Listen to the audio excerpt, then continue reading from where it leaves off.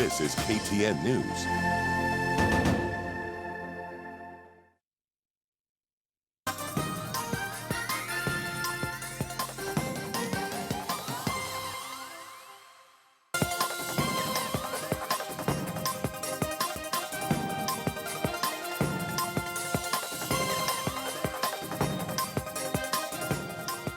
All right, so that is the man in studio this evening.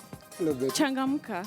Hey! All right, say hi to our viewers. Hello, viewers. All right. Boniface Mwangi. I was going to introduce you. Okay, wow. Can we slow things down a bit? All right. Or can I do the introduction? Please do. Boniface Mwangi, activist, father, husband, anti-graft crusader. What else have I forgotten? The aspirant for Starehe Member of Parliament. Awesome presenter, mother. Oh, wow. Thank you so much. You're welcome. All right. So this is Friday Briefing. Thank you very much for joining us. It's the 9th of June, 2017. Tonight you're my co-anchor. You know that? Oh, yes, I am. All right. So give us something. Give us something. I'm sure you watch the news a lot. Hi, viewers. Tonight we have a lot of news for you, so stay tuned. Stay tuned for sure. So Boniface, you started this 10 bob revolution a week ago, and you're looking to raise about 10 million. Yes. How much do you have so far? About 1.4 million shillings. 1.4 million shillings. From 10 bob, Mama Mboga, Mama 10 Fish. shillings, like as little as 10 bob. 10 bob, 30 bob, so some days I've given 2,000, 3,000.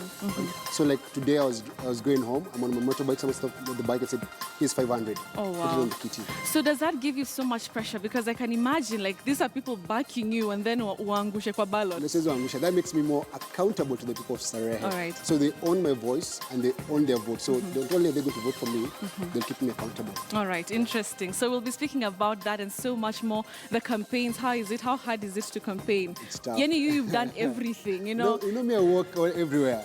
You'll never see me in a car waving my hand. I ride and I walk. All right. So it's much tougher because most of our voters are used to being given handouts. So I'm doing civic education. So do people, when you go out there, do people ask you, Ebony, you know, yeah, like Sombili hapa? Toa lock. Toa lock.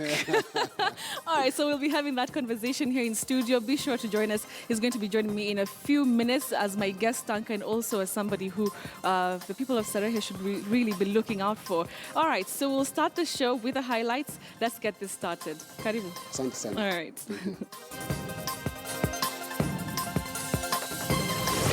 1,037,260 deceased persons who are potentially in the register of voters. The KPMG audit exposes the names of over 90,000 dead people in the voter register.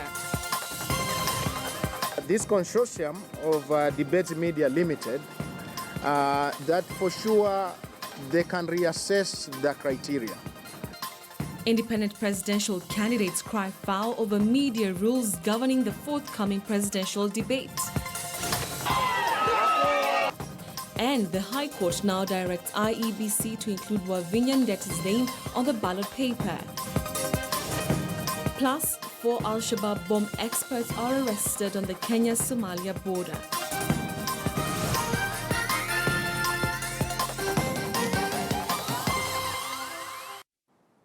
Well, thank you very much for joining us. Our sign language interpreter is Meresha Owiti. Now we begin, and a final audit report on the voters register has confirmed that over 92,000 dead voters exist on the current IEBC's voter register. Well, this follows the verification of their details from the Civil Registration Department. The revelations are part of an audit report by KPMG, and as Duncan Hayamba now reports, the firm is recommending thorough cleaning of the voters register before the general election. After nearly a month of scrutiny of the IEBC voters roll by KPMG audit firm, a verdict has been delivered. We've identified that there is 92,277 of them who are in the register. They are above 18, and their exact names and their exact IDs. So the task ahead for the IEBC is pretty simple. It's to go and expunge 92,277 immediately off the register. And that list has been provided, broken down by county and by ward. However, that appears to be just a drop in the ocean as far as sanitizing the voters' register is concerned, as a bombshell which might cause the political class sleepless nights was dropped. You end up with a number of 1,037,260 deceased persons who are potentially in the register of voters. KPMG says of the 2.3 million deceased persons, only 970,895 have been registered as deceased.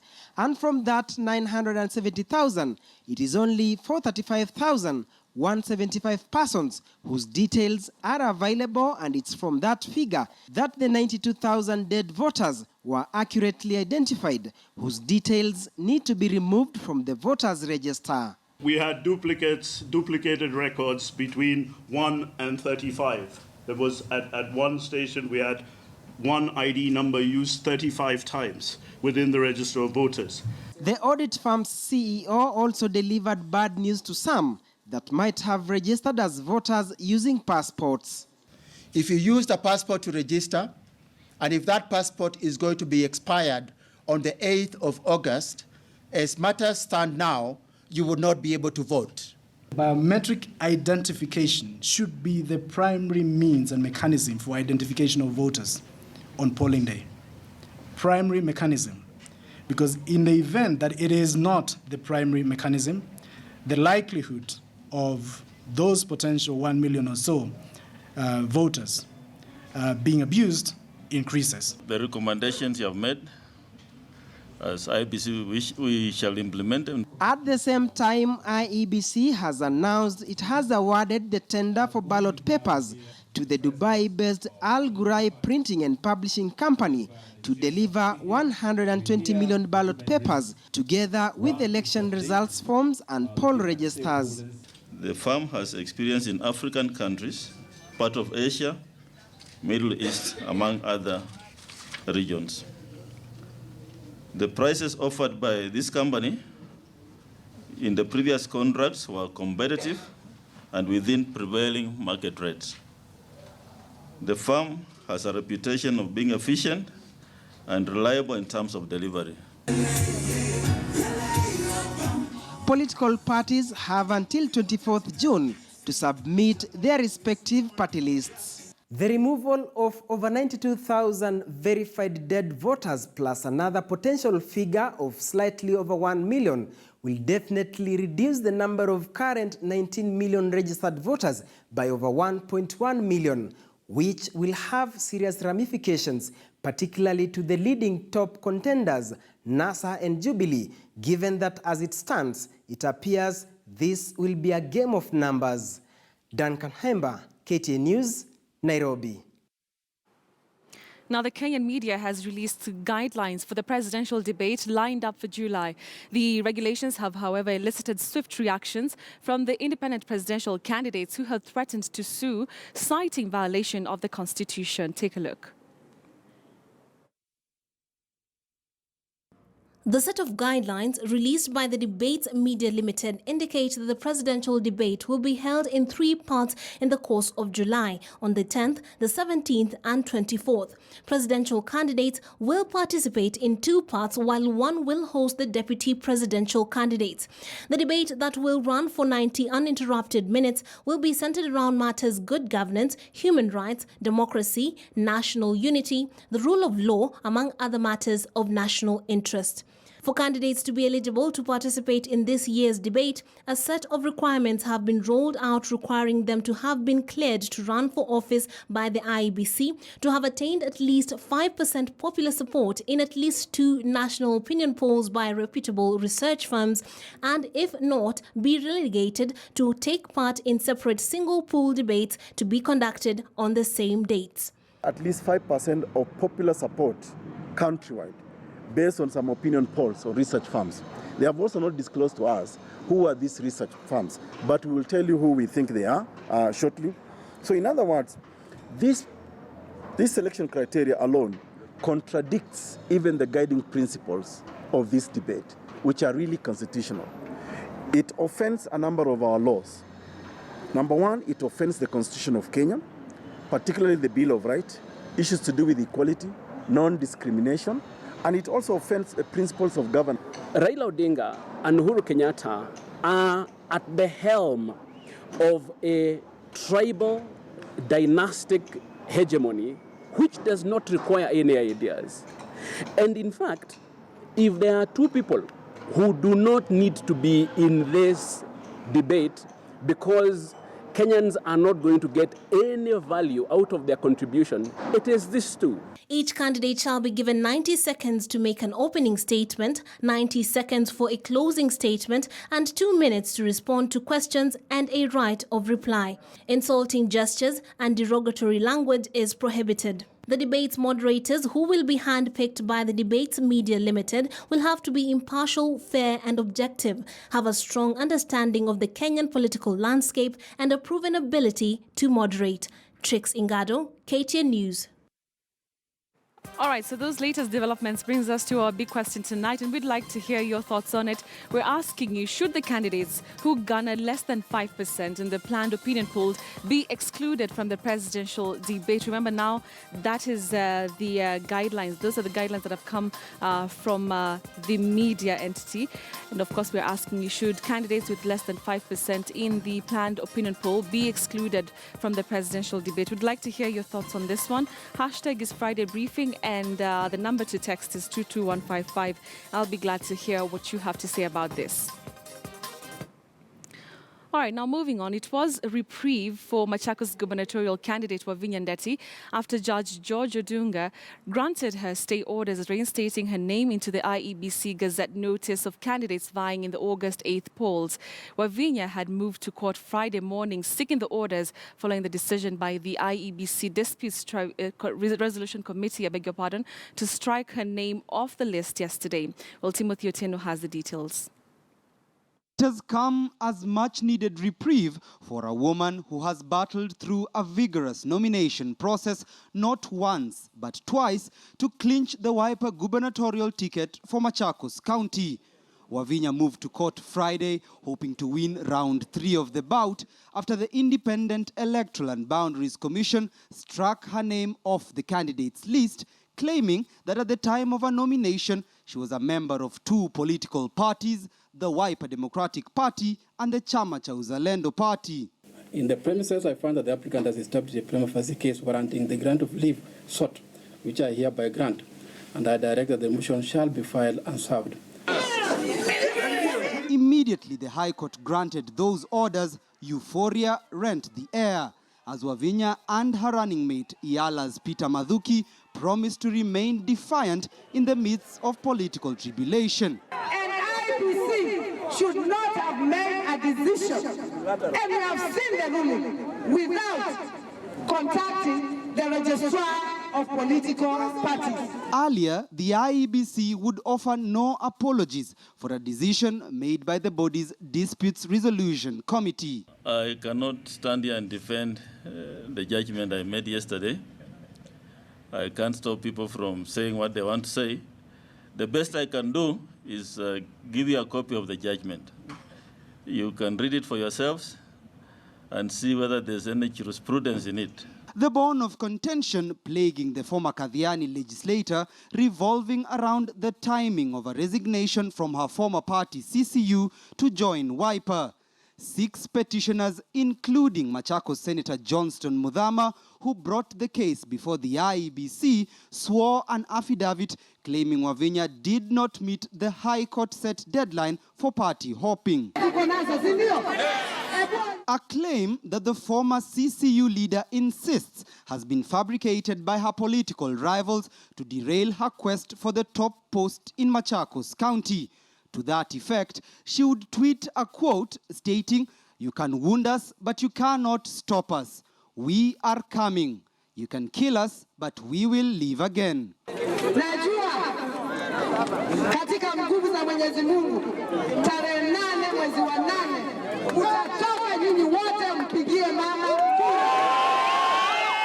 The court order adding her name back to the IEBC list is subject to a hearing scheduled for the 13th of June this year, when the matter is set to be heard and determined. Timothy Otieno, KTN News. President Uhuru Kenyatta today presided over the Recruits Passing Out Parade at Recruits Training School in Eldoret, Uasin Gishu County. Speaking in Uasin Gishu, the president talked tough on the runaway insecurity in Kerio Valley and promised to contain the lawlessness. Hapa RTS, karibu utuongoze kwa sherehe za kufuzu kurutu sana mkuu wa majeshi ya ulinzi ya Kenya, General Samson Mwathethe.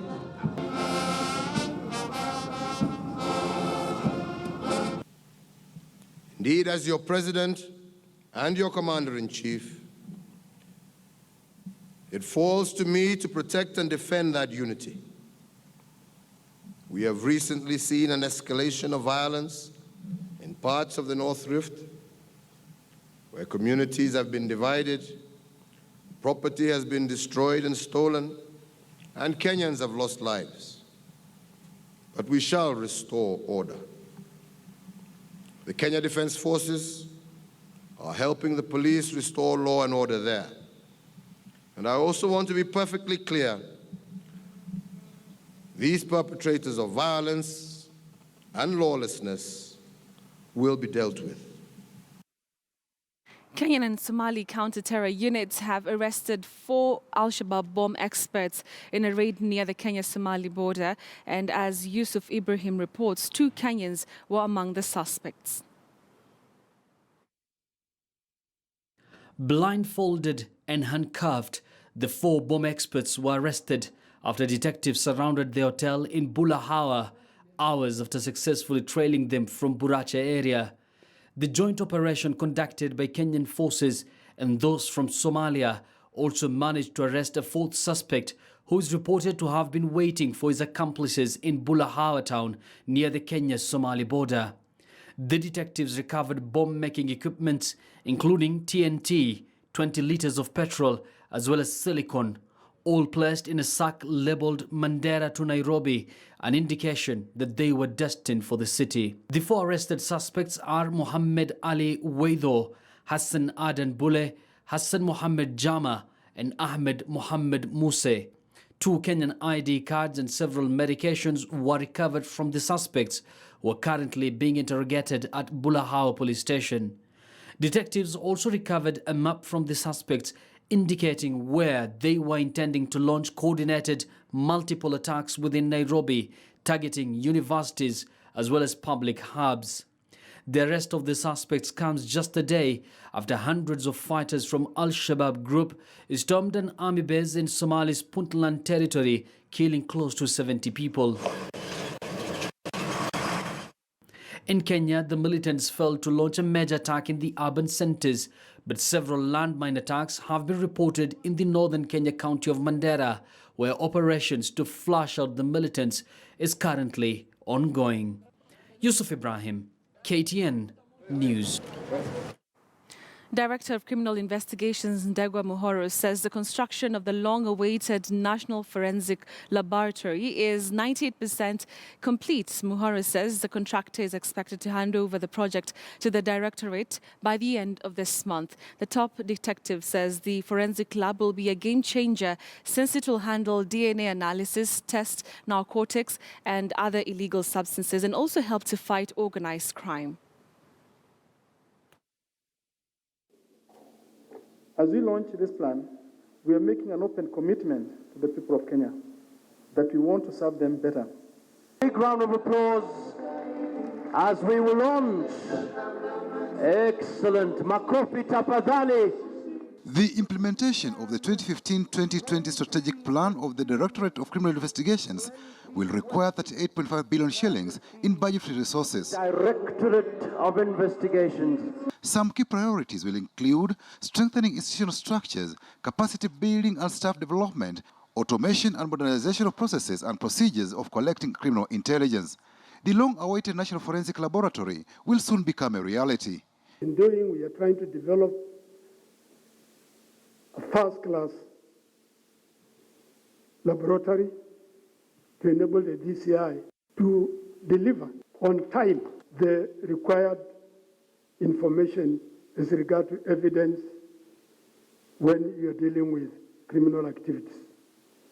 The structure is at 98% completion, and the contractor is expected to hand over the project by the end of this month. The laboratory is a flagship project under the security sector reforms and has been constructed at a cost of 1.7 billion shillings. The laboratory will handle 3D facial recognition, blood stain analysis, handwriting analysis, and document authentication, among others. And you're looking at a situation where we'll be relying more on forensic evidence to prove cases of any kind, maybe cyber, maybe terrorism, maybe money laundering, may it be murders. Of course, we've embarked on the equipping of the laboratory, but there's not to say we have some segments of the forensic service that are still running and that we may not even require any new equipment.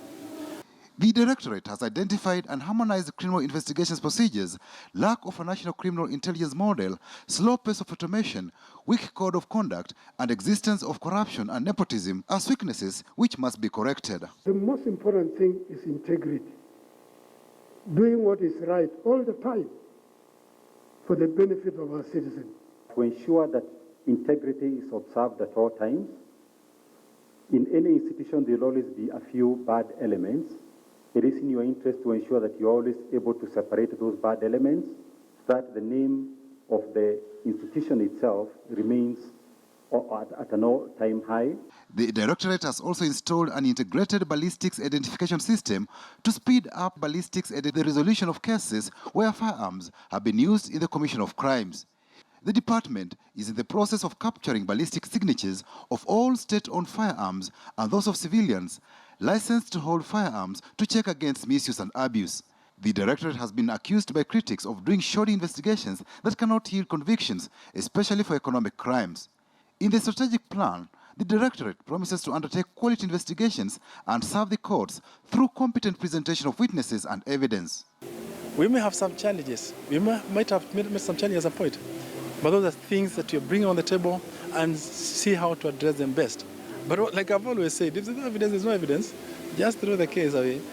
With the launch of the strategic plan, Kenyans will be watching keenly to see whether the DCI walks the talk and implements its mandate to ensure that there is efficiency and effectiveness in the service delivery. Patrick Amimo, KTN News, Nairobi. All right, so we wanted to take a break here on the show, but remember that we're asking you on our big question tonight. Should the candidates who garner less than 5% in the planned opinion poll be excluded from the presidential debate? That is our Twitter poll. We'd like to hear what you have to say. Quite a number of tweets coming through. Let me just sample one or two tweets here in regards to that. All right, Victor Peter, you say there should be ample time should be given to Raila and President Uhuru to air their sentiments and the manifestos. Also, Danny Nyabaga, you say we need a debate, not a caucus. In fact, the bar should be raised to 30% average polls. Washington, you have a different view. You say all presidential candidates should be given a chance to be heard. The debate might be the game changer for them. Thank you very much for your tweets. Keep them coming, and I'll continue.